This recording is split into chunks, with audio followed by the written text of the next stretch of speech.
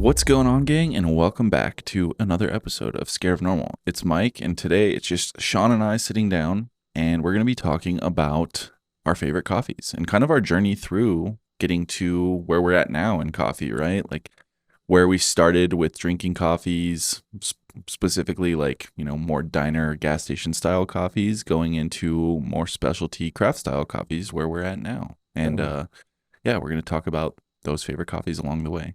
So I think before we get started, I just want to remind people that the plan from here on out, right, is to do every other Friday an episode with a guest, and then offsetting those Fridays with episodes from Shawn and I, and maybe whoever else wants to jump in. So if there's ever anything you guys want to hear from us or a topic you want to hear us talk about, let us know, because every other Friday we will be able to jump on and do that. So, well, here we go. I mean, for me, it's like the first coffee that wowed you. It's like, I didn't know coffee could taste like that. Yeah. So that's kind of where I want to jump in. For sure.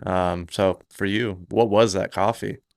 I can't remember what roaster it came from, but like most people, mine was an Ethiopia 𝙎𝘾𝘼𝙍𝙀𝘿. And it was that like very bright blueberry forward tasting note, and that was like, you always hear people talk about that, and like, you don't understand until it touches your tongue, and you're just like, oh my gosh, like, this is freaking insane. Not much acidity, just like super sweet. Yeah, it's like juicy. Like, I don't know. Like, I just remember like getting into coffee and people talking about those things, and like, I don't know, just not having that experience. And like, I love now being on the other side of that and knowing like, hey, this is how crazy coffees can be, and getting to see people experience that for the first time. And like, we're in a fortunate place, right, where we get to take people along that journey. So that's pretty freaking cool. What was yours? Do you remember? I'm trying to remember back. There's a couple that stand out to me that I will never forget. But I think the journey kind of started for me was like, you have that nitro cold brew, no sugar, no nothing. And you're like, whoa. Ooh, like it's funny you say that. Black coffee can taste like that, you know? And then I imagine there was like an Ethiopian or two, but I had this pink bourbon from a farmer named Rodrigo Sanchez out of Colombia. And it had this like fruit punch. Was that the same one that we've had, or was it a different one? It was a different one. Okay. And then, but it had, like fruit punch with this acidity at the end. You couldn't drink it all the time, but like there was something, it hit my palate like nothing else. Yeah. But that was like the first coffee. I was like, what in the world is this? That's sick. It started me down the rabbit hole of espresso. It's funny that you mentioned the nitro cold brew thing, because now thinking back, because like I didn't really drink coffee, in my high school years, or like a couple years after that even. Like I drank like Starbucks Frappuccinos and stuff, like because Cheyenne, my wife, was working at Starbucks. Yeah. And that's kind of like how I got into coffee, I think. But I remember like the first time I drank like straight up black coffee was actually with a buddy of ours, Jimmy Smith. No way. And we went to, what was it on Pearl Street? I think it was called The Cup. Ozo has a spot there now on like East Pearl. Yep. And we went there, and he was like, Jimmy was working in a coffee shop in Springfield, Missouri.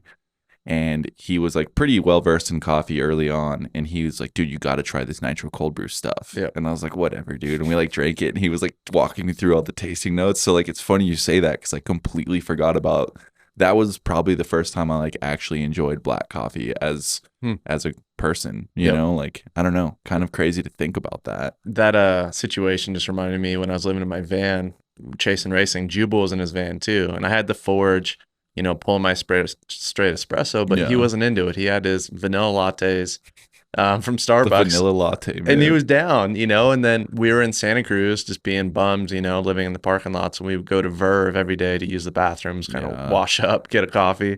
And I was like, will you please try a nitro cold brew?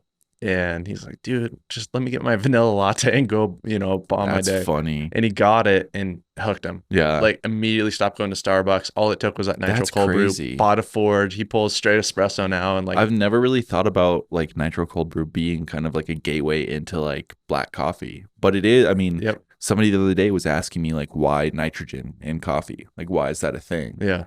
And it's really because the bubbles are significantly smaller than carbonation. Carbonation also creates carbonic acid in coffee, but nitrogen bubbles are so much smaller. So like, it accentuates the flavor in coffee, and it also gives it like a little bit of a creaminess. Yep. So it's like a perceived like sweetener almost, which is kind of cool to really kind of like rationalize that as I sit here right now and think about like, oh, this is like why natural cold brew is so popular. Yep. And like it's good. I mean, every time I get it, I'm like, this it's rocks. so easy to drink, especially when the nitrogen is good, right? Like that was when we put these Snap Chill cans out. Like that's one thing I really wanted was like a nitro coffee. Yeah. And if you shake these things and pour them hard, it literally has a cascade and a nitro head to it, and it changes the flavor pretty significantly from just drinking it straight up. Yep. Which is kind of cool. So love it. All right, next coffee. I got another one on my list. So you got to pick another one.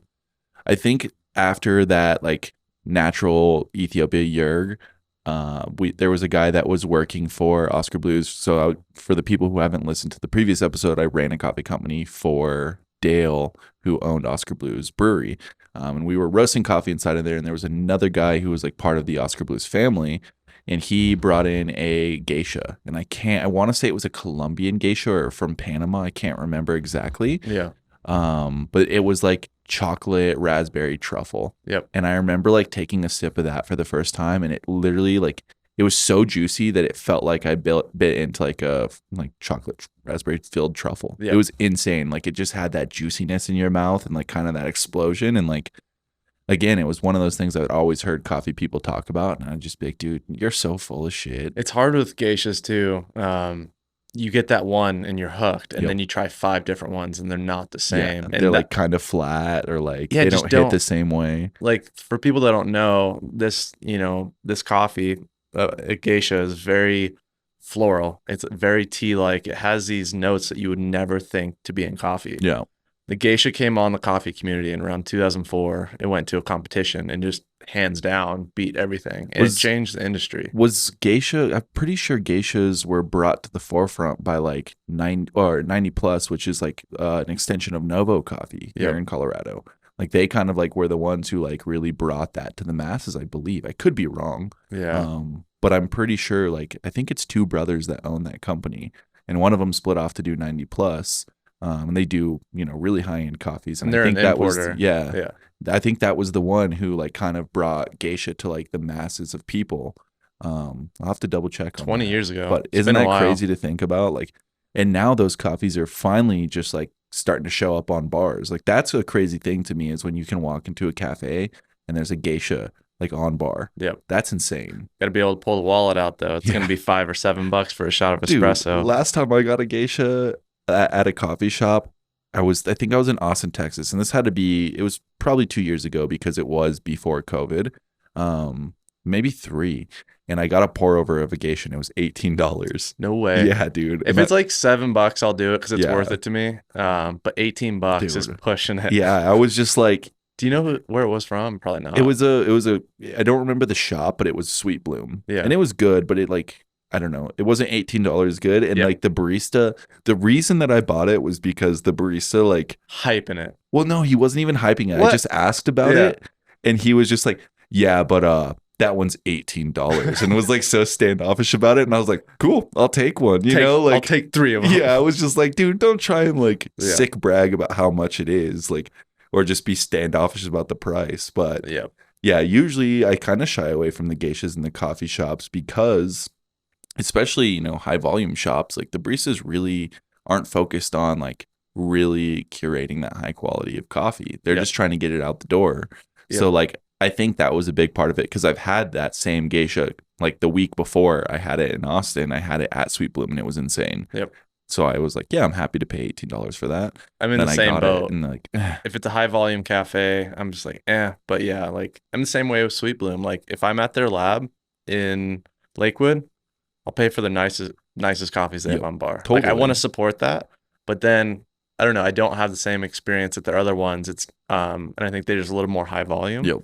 But like same thing. I had a Sudan Rameh from the Sweet Bloom lab that was like I would pay $7 all day for it. Totally. They do a really good job. And to get back to the geisha thing, I would say one of the biggest turning points in coffee for me, there was a Bolivian geisha. It was from this like farm called 𝙎𝘾𝘼𝑍𝑰, and this dude, I think it's Don Carlos, he wanted to put this farm higher than anyone's ever done it. They say they're the highest elevation coffee or farm, but who knows? But I'm going to take his word for it. I would say they're probably the highest elevation, high quality coffee. Maybe there's something higher up, but I can't imagine that it's that level of quality. And I remember the first sip, it was just like these tea-like, florals, this sweetness, that chocolate, like everything that you want in coffee, and no acidity on the back. You're just like, whoa, what in the world? Just so wild, And so well-rounded. yeah, I just like couldn't buy enough, but it was expensive. It was like $60 a bag, but it was like worth it every time. Was it like an 8-ounce bag too? Probably. And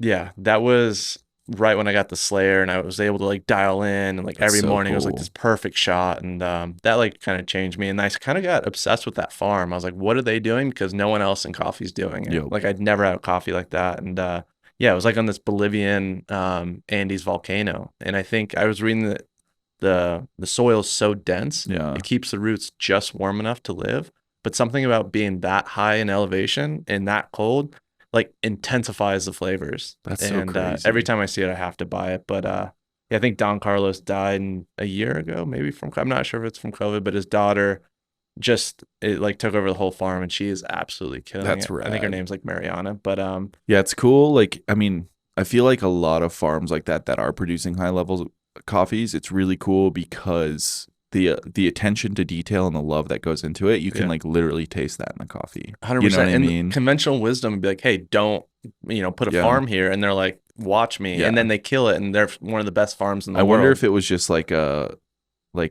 something that came out of convenience, like if they already own the land and they're just like, what are we gonna do here?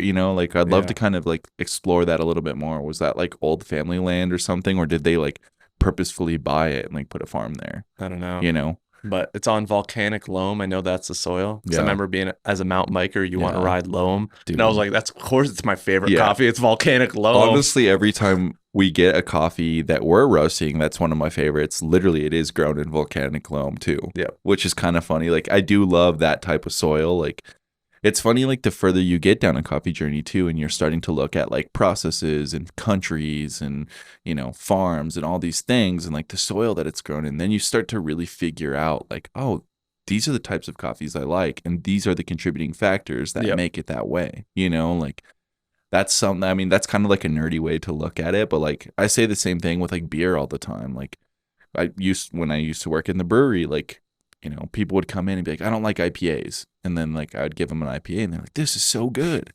And I feel like, if beer could go that direction of showcasing what the ingredients are a little more, like what hop is in a beer, then people could be a little more aware. Same thing with coffee. Like, how many people say, oh, I don't like naturals because they're too acidic. Yeah. Well, try this natural, and like start dialing it in that way. And like, it's kind of fun to like be nerdy about that and like figure out what fits who. Yep. It's hard though. It's like, you put too much info on a bag, though. Yeah. People get lost. It's overwhelming. It's overwhelming. I mean, it's overwhelming for me or you, and we like know what we're talking about for the most part. Yeah. When you have like, soil type, you got elevation, you have, what cultivar it is. Like you could just go down. Yeah. But at the end of the day, it's like, do you like it or not? Yep. Like that's at the end of the day, that's all it matters. Well, and I think that's like a big thing, kind of going back to like us starting our own thing.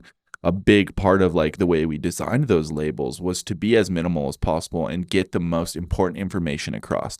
What's the process and what does it taste like? Those, in our opinion, were like the two biggest, factors for most people buying coffee. Yep. And then if you're more interested, you can go on our website and there's a drop down that gives like all the specs of the coffee. Totally. So, I've never actually looked to see on the site how often that button gets clicked, but I'm going to have to look and see like how many people are actually like looking at like those nerdy little details. Totally. So I'm going to go click it 100 times today. Yeah. Really drive the numbers up. Yeah, totally. So let's get into like brewing methods, because what I like on espresso is different than what I like in a diner cup, right? Like, and then obviously you got your pour over setup that you kill. So if you were on espresso versus pour over, where would you lean to? What would you grab? Honestly, for espresso and pour over, for me personally, like I like pretty similar coffees on both of those methods. Yep. But then when it comes to like if I'm gonna brew coffee in like a drip brewer or like a big batch, like even when we do big events, like usually what we're brewing is like stable or gateway, which are, we always call them like our main line or our daily drinkers, because they are so approachable and they're very flavorful, but they're also just taste like coffee. They're very comforting feeling. So that kind of goes back to what you're saying with like that diner coffee. There is something always so reminiscent to me about like drinking gateway. Yep. Right. Like I feel like I'm like sitting at a diner somewhere, like driving across the country, or like going into a gas station and just grabbing a cup of coffee. Obviously, like this is a little bit more curated version of that, but it still like has that reminiscent taste. It's a homey feel. Yeah, it's very like cozy, you know, and like that's a coffee that like, come to think of it, I don't think I've ever really brewed it on a pour over, which I'm gonna have to go home and do today. Yeah. You know, like I've never really tried Gateway that way. I've always just brewed it in like a, you know, an auto drip pot or something. But yeah, I mean, we've cupped it, but I've never like brewed it in a. I pulled some shots of it. I've done milk with it. And, well, yeah, now that you say that, I pulled shots for like Cheyenne. I'll make her lattes and stuff, and like we'll do Guatemala, Stable, and Gateway for those. And like, yeah, it's incredible that way. Totally. I guess for me, I'm espresso nerd, so those fruity naturals, the Colombians, the Kenyas, the Ethiopians for that straight espresso, and I want that acidity. Yep. Yeah, that punch. You know, and I got to be in that mood, and I'll go through like a acidity phase where all I want is like super acidic coffee. Yep. And then I'll go into like a kind of Guatemala phase where you know I feel like you have to like taper back off from like the acidity. Yeah, and I feel like the Guat is, you know, this traditional espresso that's super balanced. It pairs well with milk, so I can do a latte or just, you know, straight, so I can just fill the hopper and not think about it. Whereas the Colombians and the Kenyas, you have to kind of like dial in. And you have to like put a little bit more of attention to it. Like that is the beauty of those like medium darker roasted coffees, right? Is that like they're gonna taste great pretty much however you brew them, which is really cool. And then you get into these higher end coffees, these coffees that are a little more dense, and it takes a little bit more patience to dial them in. And the hard part about that too is usually those more acidic, more playful coffees are more expensive. So when it comes to dialing them in, you're like trying to hit it right on the nose every time. And when you don't, like that's not a good day. Totally. Yep.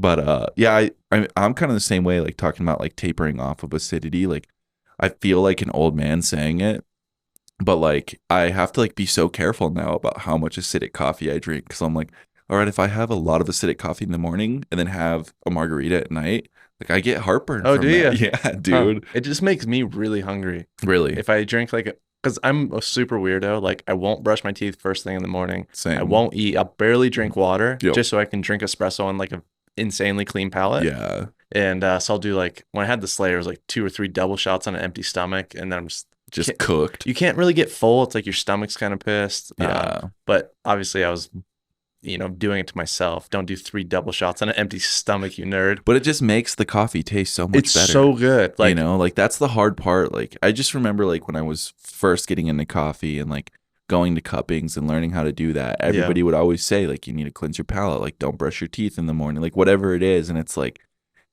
I mean, it goes against everything you've ever learned from growing up. Like, don't brush your teeth in the morning, but go drink coffee. It's like, it's weird, but like it does change like the end outcome of like what you're tasting. Yep. You know, and like that's, I think, another hard part about coffee. Like we talk about this all the time, but it's so subjective. Yeah. And it can be subjective based on what you're eating or drinking next to the coffee at that same time. Like 100%. I know for myself, if I go to a coffee shop and like order a pastry and like a nice Ethiopia or something, that Ethiopia is so muted because I have a pastry that's so sweet and flavorful. Yep. And I'm just like, why did I even order this coffee? You gotta drink it like first, they don't play well together. Like, so yeah, understanding that coffee is very subjective in that way is it's pretty hard to do, especially like kind of coming back to us as roasters, right? Like we have to also remember that coffee is subjective and not throwing shade at anybody by any means, but there's a lot of roasters out there that only buy coffees that they like personally. And there's nothing wrong with that by any means. But like, I also know like at a certain point that I wasn't into these really wild and crazy coffees. Yeah. You know, like think about the beginning of your coffee journey when you were drinking French press coffee on an oil field. If somebody would have brought out like a crazy ass Ethiopia to you, you'd have been like, what the hell is this? I know. You know, like you just wouldn't have appreciated it the way it should have been. So like, that's a really cool thing for us is we can like take people along the coffee journey. Yep. And I don't know if we've really discussed it on any of these podcasts, but the reason that we have Gateway and the reason that it is called Gateway is because we wanted to look at it as like the gateway into specialty coffee. Like that is the first step off point from, you know, drinking Starbucks Pike Place Roast or something from Dunkin' Donuts. Like when we have somebody new who's kind of getting into, you know, specialty coffee or craft coffee, whatever you want to call it, we always tell people like that's kind of your first jump off point. And it's really cool to see the people that are part of the Traction family, who have been here for a really long time, who kind of started in that gateway realm, and now they're enjoying these like, pretty high-end Ethiopians. Like we had that Ethiopia Whoosh Whoosh, and I think that was the most expensive coffee we've ever sold. Sudan. The Sudan was, but that was, it's so far in the beginning, but like we had exponentially more of that Ethiopia, and people who started with us drinking Gateway were buying that coffee and messaging us, telling us how crazy it was. And like, I don't know, that's a cool feeling for us, really stepping back and being like, that's sick that we're able to take people along a coffee journey, because like for us, it's like, it seems like we've been here forever, right? Like being able to drink these really cool coffees, and like, but that's not the case. So remembering that coffee is subjective, and like there is a starting point, and wherever you go from there, it's up to you, because what I think is incredible, you might not think is incredible, and it's cool to look at coffee that way. And just, as taste is subjective, I would say our roast profiles are subjective, because what I see other people do, like real dark Starbucks, like we won't go that deep. So like a far, like, deep dark coffee for us is a medium roast for other companies. For sure. So and like, that's when people are like, I don't like dark coffee, I'm like, just try Gateway. Like it's dark. I promise it's not dark. Yeah. It's like dark for our company. Yeah. And I do try to develop it quite long in the back end in the Meyer direction. But it's just interesting seeing people like just like write it off because it says dark. I'm like, it's not. It's like a medium dark roast. Truly, I promise. It is like a medium. But also, I think another thing that we've been very intentional about, and I think this is the cool thing about like where coffee's headed, is it's not necessarily like, we're not necessarily letting the roast profile dictate the flavor. We're starting with sourcing coffee for the flavor we're looking for, and then we roast it to suit the coffee, accentuate it. Yeah. And that's like the cool thing. So we can take, the Colombia that we're using for Gateway, and we can take it to what's truly like a medium, like the darker end of medium, but it's still medium. It's a dark medium. Yeah. But like on the grand scale of coffee darkness, it's not very dark. However, where it comes from, the origin, the farm that it's grown at, all those are contributing factors to make it taste like more of a dark roasted coffee. Yep. It's going to have those oaky tasting notes and those dark chocolate tasting notes because of where it's grown, how it's processed, and then our job as roasters is just to accentuate that flavor, right? Which is super cool to think about. Like that's like pretty much every time somebody's asking me like, hey, I want to buy coffee from you guys, what would you suggest? Obviously, I, ask, do you like, the more roasty, dark chocolatey vibes, or are you looking for bright and fruity? And then I can kind of dictate somebody. I never really want to know, like, do you like dark or light?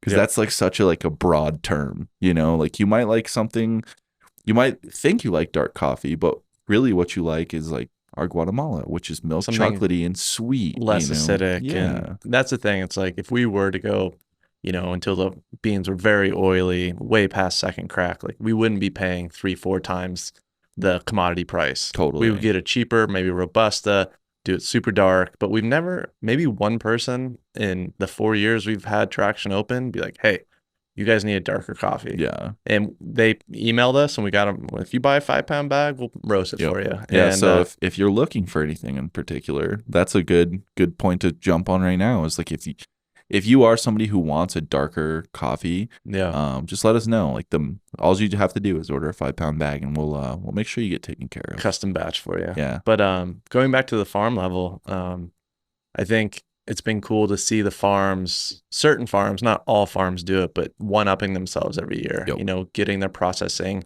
a little more experimental, and it's been cool to work with those farms and invest in those farms. Totally. You have the Marish family, Puerto Alegre, and like, I mean, where do we even start with that Colombia from Puerto Alegre? I mean, talking about coffees that wow us, like I don't know another coffee that's consistently that good, and I'm just proud that we have that coffee because it's the one I want to show people, no matter what. That one kind of fell in our laps too, like when we first got that coffee, we were like really excited about it, but we didn't know it was as incredible as what it was. Well, we bought it like offhand. We hadn't even cupped it. It was like one of the only coffees we hadn't cupped when it we had ordered. just come in from Colombia. Our importer was like, yeah, we have this. We haven't even tried it yet. And we were like, well, we need a really cool natural coffee.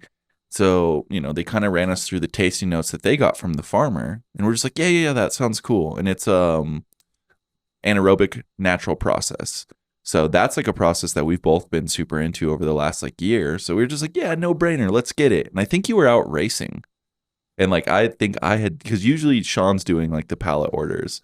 And I think I did that you one. ordered it. Yeah. And I like told you, I was like, yeah, I got this natural Colombia. I don't know. Roast it when you get back. Yeah.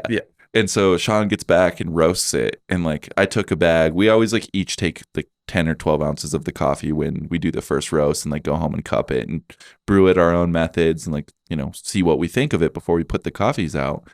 And I think we both tried it probably around the same time and that next morning. And we both text each other and we're like, dude, what the fuck do we have on our hands here? Yeah. And that was one of our fastest selling coffees that we've ever had. We haven't had so many people reach out and was like, that is your best coffee. Dude. That is your best coffee. Yeah. That is your best coffee. I mean, we've even had people reach out that have purchased that coffee and been like, I would pay 3 times the amount for that coffee. Yep. You know, they in were a like, you could do volume. like, yeah, I was about to say 6 ounces and like $20 people or whatever are saying it is. we can sell, you know, like, it's not saying that we are going to do that, but people are like, you could sell 8 ounces of this coffee for $75 and I would pay for that. But it's kind of a funny story. So we cupped that, did everything on the coffee before our importer did. And I think they were just having like logistics issues with transport because of COVID. Yep. Like they were crazy and they just like shipped us a bag. Yep. And so we cupped this thing. We're like, yeah, what the fuck do we have? We need more. How can we get the rest of that coffee? Exactly. So then our importer cups it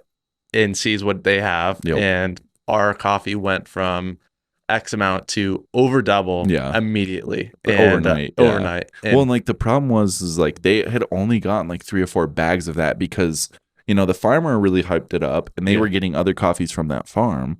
And so they were just like, yeah, throw a couple bags in there. So they didn't even get a ton of it. And we got a bag and then a couple other roasters got the other 3 bags. Yep. And we called after trying it that first time. We're like, okay, we need more. And they're just like, we don't have any more, but we're getting more in 6 months when the next harvest happens. Well, you know, this is mid-COVID and freight's crazy. Like getting anything to the US from Colombia or from any, you know, other country was very difficult at the time. Still is, in fact. And they kept telling us like, oh, it'll be here in 6 months. And then like 6 months caught up and it was like, probably 3 months. And like it was actually because of a geisha that did this really crazy anaerobic process. I don't know exactly what they were doing to ferment it, but it's what took it so long. I think the plants needed an extra couple months. Yeah. But the natural Colombia we had was ready, but the geisha was not ready yet. And did you try that geisha yet? Yeah. What'd you think? It's really good. Is it good? So we also have a geisha. We just got samples of it. We didn't actually get the coffee. But yeah, I tried it and it's pretty phenomenal. So we might be rolling out a geisha here pretty soon. Let's cup it soon. I need to try that. I still have enough to do a couple cuppings of it. But yeah, it's I don't know. Geishas I'm always so like polarized on because like we said at the beginning of this, like you can get, it's like 1 in 10 are freaking phenomenal. And this one is, in my opinion, that one. But it's so difficult because we have this, you know, Colombia that we're talking about right now. We just got another 150 pounds of it. And it's really hard, in my opinion, to beat this coffee now. The problem is the industry's overly hyped geishas. When we were talking with Ricky, Ricky is a incredible roaster that is around town that we ride bikes with. And we were all just like, hey, like, I want to know the coffees that are overlooked, the Bourbones, you know, this, that, the Porto Alegres. And the geishas are hard. You get all this hype and then you have it and it feels flat. And 1 in 10, you get back up and you're like, geishas are rad. And then you have another one. You're just like, so like, I guess I'm put off a little bit because they're overhyped. It's hard because it's like become a buzzword now. Right. And like, that's like, I think the hardest part is like when a certain thing becomes a buzzword, and like, I see it in different shops all the time where they're just like, we have a geisha. And then they're only charging like $4 for a cup of it. I'm like, is that really a geisha? I understand it's the geisha plant, but did it have the care that it needed? Yeah, it's not getting the quality and the love that it should be receiving, or you know, it's not grown at the right elevation. There's so many contributing factors that make an outstanding geisha outstanding, you know, and that's the hard part. But should we talk a little bit about coffee processes? Because I feel like we've thrown around a lot of these words like natural and anaerobic and wash and all these things, but we haven't really talked about like what they are. So I almost wanted our own podcast just on that. I feel like we're gonna go pretty pretty deep, but I'm down. Yeah, You know, I mean, like we're I guess here, so for on our coffee bags, let's keep it kind of simple. But we have washed, yep, we have natural, and honey. yep. So, So and yeah, there's a myriad of different processing methods that happen at the farm level. So when we say process, like you have to think, if you're not aware, coffee is grown inside of a cherry. So the coffee bean, as you know it, is essentially the pit of a cherry. It's basically a seed. And what happens at the farm level is there's people that pick every cherry off a tree by hand. So there's no such thing as a bad cup of coffee when you really think about how difficult it is to harvest coffee. truth. There is no bad coffee. I always like to say that to people. Like when people say, "Oh, I've had a cup of coffee from McDonald's and it sucked." It's like, dude, it's subjective, Again, thinking about the amount of human labor that has to go into getting a cup of coffee in your hands is insane. So I just want to preface it with saying that. So after the cherries are picked off the trees, they're usually hauled off the mountain yet again by a human and taken to a processing plant. And basically what happens there is, generally one of three different types of methods, right? And let's start with like a washed process. I was gonna start with natural. Okay. I'm gonna start with natural. We can jump into natural. I mean, natural is our personal favorite. I just right? wanted. It's like the most old school way of processing coffee. That's why I wanted to start with it. In fact, wash process is probably the most common overall, but natural process is the most sustainable because it uses less water. So we'll get into that. So yeah, obviously they pick it off the tree, the cherries. Yep. It goes to the processing center, and then instead of depulping it, Yep. they lay out the cherries and let them dry in the sun.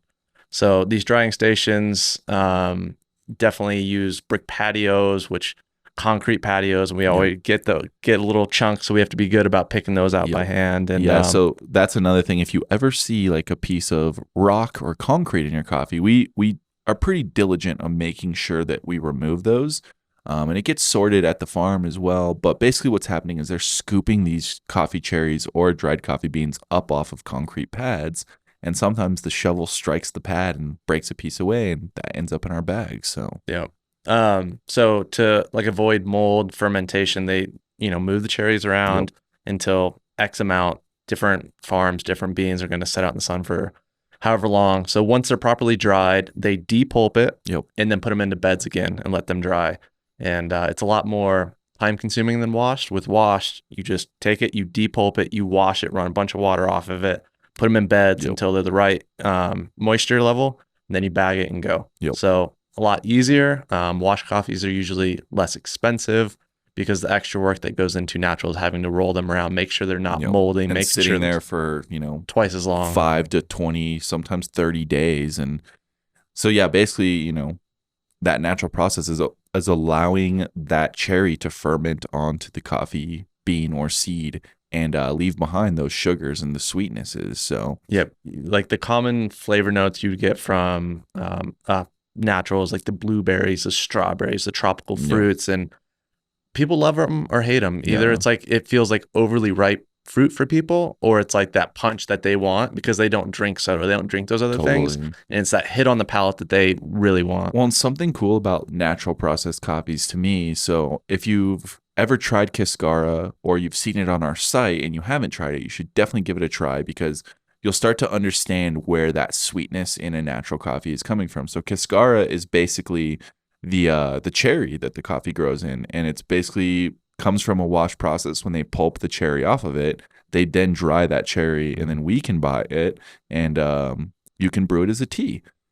And it's really cool to enjoy 𝙎𝘾𝘼 by itself because you start to understand like, oh, that's where this flavor in coffee is coming from a natural processed coffee. It's like I'll never forget when that like clicked in my brain after we bought 𝙎𝘾𝘼 for the first time. I was just like, oh wow, like you can really actually taste that, like that cherry that's fermented onto there. It's kind of fascinating how that works. So, and then the third process that we have on our bag or on the back of our bag is a honey process. Pretty similar in terms of how they sort them. So they're color grading all the coffee cherries, right? Depending on ripeness. And this is like a very integral piece of coffee farming is they're picking cherries off the tree based on ripeness, and then they're also sorting them at the processing facility. So honey goes through sorting, and then what they're doing is depulping it, but they're not taking the cherry off, right? They They depulp it, beat but it up. they leave a specific amount of flesh on the bean, so the amount of the cherry, and then basically they go into drying tables and patios to dry. And depending on how much flesh or cherry is left on and how long they let it ferment, it goes from like yellow to red or black. Black honeys are black in color because they have the most flesh left on the bean. So white honeys only have a little bit. So they are very overly ripe. So if you don't like a natural, you're not going to like a honey. Totally. And, we haven't had too many honey processed coffees. We've had a handful, but nothing like that comes to mind that's like too crazy that we've had. We had a Costa Rica that was really good. Yeah, they're just so sweet. It's like you hate it or love it. We need another one. I was thinking if that El Salvador we have out there is a honey. It's been sitting for a minute. Yeah. But I guess going back to, we kind of went over washed pretty quickly, but yeah, they just, depulp the cherry, but they do go into tanks and let it ferment and get the rest of the cherry off. Yep. And then, they just dry it, and basically in the same process as the natural on the brick patios and raised beds. And I mean, for our everyday drinkers, I think the washed are way to go. You look at our Gateway, our Guatemala, Stable, two wash coffees. And then, we talked a little bit about the anaerobic natural process, which has like quickly become my personal favorite. That Puerto Alegre that we've been talking about is like that Colombia that's insane. Yep. That's an anaerobic natural. And basically what they're doing is they're letting that fermentation process take place inside of, basically if you've ever been inside of a brewery, like a bright tank where they brew the beer, that's kind of what they put it in. They derive it of oxygen. So it's an oxygen-free environment, and it allows like such a cool fermentation process to take place. And, like most things, oxygen's pretty bad for, it oxidizes things. So, that's why coffee ages. That's why if you crack a beer open, or, if there's a leak in a beer can or whatever, like beer is going to oxidize over time. Like, so deriving it in that fermentation process of oxygen really creates a different and unique flavor. And it's pretty experimental right now. Yep. I think, like we were talking, I think coffee's, we've talked about, is 10 years behind the beer industry. Yep. Like you didn't have the triple IP. I don't know the beer industry, but like every time I go to a brewery, there's some everybody's new like beer. trying to one up the other person now in beer. It's been that way for a while. It's like, how can we like make the craziest beer ever? And now that's starting to take place in coffee. Yep. And it's also a huge help that there's a ton of roasters that are looking for that edge on a competitor. So, there's a ton of people in the game now. Onyx Coffee Roasters is the first one that comes to mind. They're the ones that have kind of led the charge, and they're like really funding these farms to like do really crazy and experimental things. And like the cool thing about that is it's a trickle down, right? Like other farmers start looking at what Onyx is funding, and they're like, oh, I can do that too. Totally. And so then it becomes, Onyx is a powerhouse at this point, so they can buy up a whole lot of coffee after they've funded this experimental process. Yep. Now that it's starting to trickle down, we're very small players in the game. So other farmers are starting to look at what's happening through Onyx or through other big players like that, and kind of replicating that process. And now we can start to touch coffees like that and share them with people, which is exciting as hell. I guess you got to look at the other side too. Like I think some of the processes, you have like these carbonic macerations, you have the anaerobic, carbonic maceration was stolen from the winemaking world. Like some of them I don't like, they're almost too much. So it's cool to see the trickle down and see what works, what doesn't. And I think a lot of the flavors are unexpected. They don't know what's going to happen when they put them into the tanks and they come out. What was that one? You had a coffee. Oh, what was it? A lactic acid process? The yogurt one? Oh my gosh. It was so weird. I think that was more of the varietal than the that was one of those, I don't know, it was probably the varietal and the process, but it like threw us both for a loop. Like I wish I wouldn't. So I took it straight to espresso like I do everything, and it tasted like warm yogurt. Yeah. And I was just like, what in the world? Even on pour over, it had that like it grossed me out yeah. so much. And like it was like a $100 bag of coffee. Yeah. And I was like, Mike, here, try this. I didn't want to tell you too much about it. And then you came back and I was like, I was just just didn't vibe with it. And Shawn made it on espresso and I did a pour over of it, and we both had like the same reaction to it. But like that is the cool thing, because again, going back to subjectivity, coffee is very subjective. So clearly a lot of people enjoyed that coffee because they sold out of it pretty quick, you know? So it's really cool. I mean, that's like the coolest thing about any sort of beverage or food for that matter. You know, most things are subjective. So like that makes it difficult for us too as the roaster though, you know, because we have to make sure that we are making coffees for everybody. You know, both of us from day one, we never wanted to be a company that's going to be very polarizing in that way. You know, we want to be very open for everybody to be able to enjoy what we're making because we're very excited about it. And again, I'll go back to what I said at the beginning of this. Like, we have gone on a coffee journey. We're both, you know, 7, 8 years into this coffee journey. So it's very fun. And I feel very fortunate to be able to, you know, take people along. And, you know, we say it all the time, but if you ever have questions about processes or specific coffees, or if you want to see a specific type of coffee offered through us, like, let us know because we're always all ears for that. In fact, we love that type of feedback. Or even getting people dialed in. I love when people reach out. I'm like, hey, I got your coffee on this. Even if it's not our coffee, but I'm trying to dial in on espresso or pour over. And it's so cool to be like, hey, try this. And you can kind of teach them a little trick. You know, if you pre-infuse in the beginning of espresso, it ramps up the flow rate. And what most people don't know is the flow rate is what dictates most of the taste in espresso. So it's kind of cool to like give them little gems and they go back on their path and they come back and ask another question. It's so cool, dude. It really is. And like, you know, like I've said it a million times on these podcasts, but I do feel so fortunate to be in the place that we're in to like provide education. And also like, you know, we get to do what we love through this. Like, you know, we both fell in love with coffee, and like the fact that we get to like do this every single day is pretty freaking dope. It's amazing. Like, it's unreal. I was here last night till late, and it was just like, if I was doing any other job, if I was, you know, wiring someplace, or I don't know, I would just be so upset. But last night, just had, you know, a small little glass of mezcal and like just worked. I was just like, even yesterday. So I rode, there's a bike park in Boulder, Colorado called 𝙎𝘾𝘼𝙍𝙍𝙍. And I was riding 𝙎𝘾𝘼𝑼𝑍, and a couple of the girls from Vita, which is one of our partners that we work with, were there. And one of them ran up to me that runs the organization, and we got to talking. We probably talked for like an hour and a half, and it was really cool. And you know, we're working on some really cool stuff with them. And after she walked away, one of the guys I was riding with was like, yesterday was 4th of July, by the way. The guy was like, work on a holiday, huh? And I was like, honestly, dude, I didn't even think about that being work. Like that was just like, it was just a fun conversation to have. And like, you know, it is that old cliche saying of like, if you love what you do, you'll never work a day in your life. Like, obviously there's a shitload of hard days around here. It's where, work. Like, I want to sit around and cry.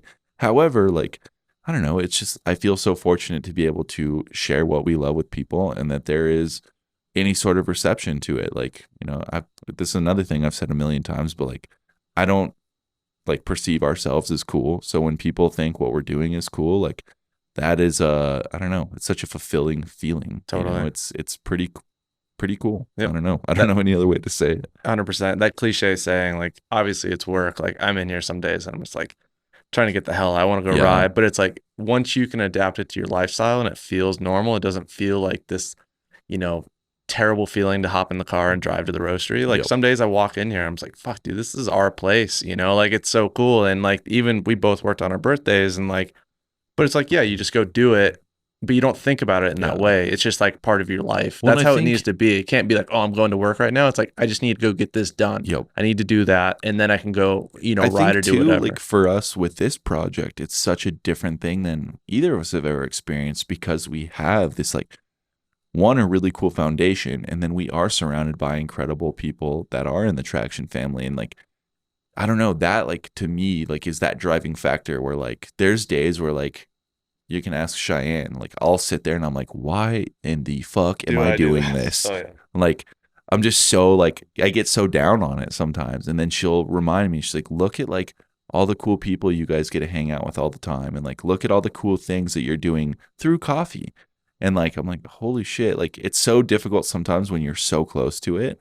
But again, it like comes back to being able to share really cool things with people. Like we're in such a fortunate spot for that. So coffee is such a social thing, it community really piece. And I mean, look at how many people stop by the roastery. Yeah. You know, we had Ryan Poe and his boy friends come in. So it's like, and that's like, dude, those are my favorite days. Like some days it's so overwhelming, but like, and it always happens all at once. Yeah. You know, like one person will stop by, and then like It's funny because it's just like people just start trickling in. It Like, kind of pissed me off because I'll be like roasting and I'll be like, oh, I just want to get so much done because I'm just having one of those days. And we start chatting. I'm like, oh, this is rad. Dude, this like put me in a better mood. yeah. But like when they walk in, I'm like, you're like, fuck. oh no, yeah. But like that is the thing. It's like this is why we're doing this. Yeah. You know, for that like community aspect. Like it is so freaking cool. Like, and it, like you said, it is always the days where we're running around like chickens with our heads cut off, and like everybody starts stopping in. But then you take a second to realize you're just like, wow, like people are going out of their way to come hang out, and they're stoked on roasting coffee. They're stoked on looking at the facility or whatever it is. And like, I don't know, we're kind of gone off on a tangent. I was here about on to the say episode, that we should probably wrap it up. but yeah, I mean, it is really freaking cool. So, And moral of the story is if you come in and one of us is grumpy being a baby, hand us a beer and tell us to stop being a wuss. yeah, And that's true. Yeah, because that does happen often. But yeah, I don't know. I'm stoked that we were able to like sit down and talk about cool coffees for a little bit. And, you know, as always, we say it every episode pretty much. But like if you have questions or if there's something you want to learn about, or if you do want to come hang out, the door is always open. We love having people here.